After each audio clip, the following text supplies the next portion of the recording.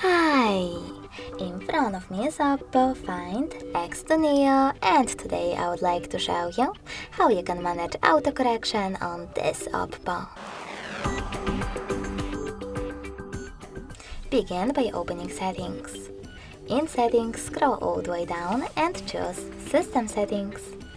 Now you need to click on Keyboard and Input Method, then Keyboard, and finally Text Correction.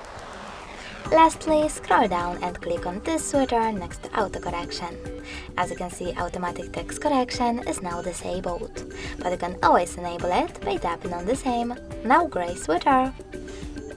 Thanks so much for watching. If you enjoyed this video, leave a like, comment and subscribe. Bye!